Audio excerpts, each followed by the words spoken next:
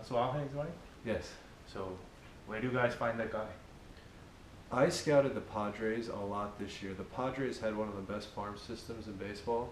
So I watched the Major League team and the AAA team, and they had 4 or 5 infielders. We just didn't know which one was going to become available. And then once Carlos became available, he had really good makeup grades, and he's a guy that I've always liked. Was it possible to get him within $1 million? That was the issue with the Padres. The Padres weren't going to sell him for less than $1 million. So when they let him go and then the Rangers claimed him, the Rangers were willing to sell him, and then he really wanted to go to Korea. He's from what I know, I don't want to talk to him, but he loves baseball and he loves esports. He asked me a bunch of baseball questions and then a bunch of questions about internet in Korea, and those were his 2 main concerns. And he grew up in South Florida, where I grew up. So a lot of people that I know knew him, and they said he's extremely dedicated to baseball and he loves to play video games. Those are the 2 things that I got out of Carlos. You know, there's some similarities, and in Korea it's been very common to see power hitters come over from the States. And bringing over Andy, especially in 2017 with him playing excellent defense, you saw a guy that hit 15 homers could have a huge impact on a team. Whereas in 2018, the defense was a little bit less and he hit 23 homers and the team didn't win. So the team scored more runs, but you know, the defense wasn't as good. And you know, Carlos is different than Andy in a lot of ways. The first thing, physically, he's much smaller than Andy, but his approach at the plate is different. The way he plays defense is different. So he's a second baseman that is a good defender, but past that, Andy is a different player than Carlos is.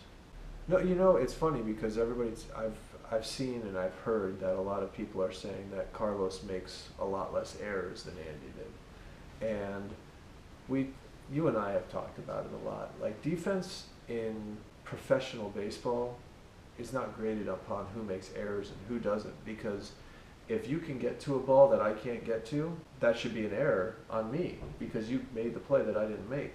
But if I make every single play and you miss some plays, then then that's better than what you are.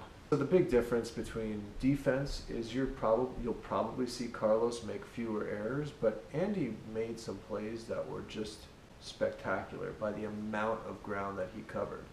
And you know, when you get a guy that can cover all the ground and make all the routine plays, if he can hit just a little bit, he's a major league everyday player. So we're getting a guy that can hit, and Carlos makes more of the routine plays, and Andy made more of the spectacular plays.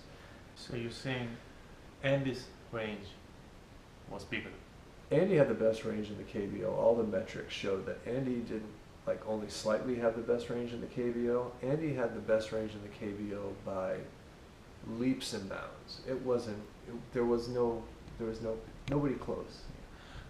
You know, looking at the metrics or the advanced metrics, the things that you look at, the defensive production of Andy in 2018 was a little bit down, but he still covered more ground than every other player, and he still graded out. I think last year he might have graded out second defensively overall, even though his error grade was the highest in the league because of his range. So when you say what happened, well, I think Andy would be the first to admit maybe he put a little bit more focus on his offense. And secondly, law of averages. He had such an incredible year in 2017 defensively that it was almost impossible for it to be as good as it was going to be in 2018.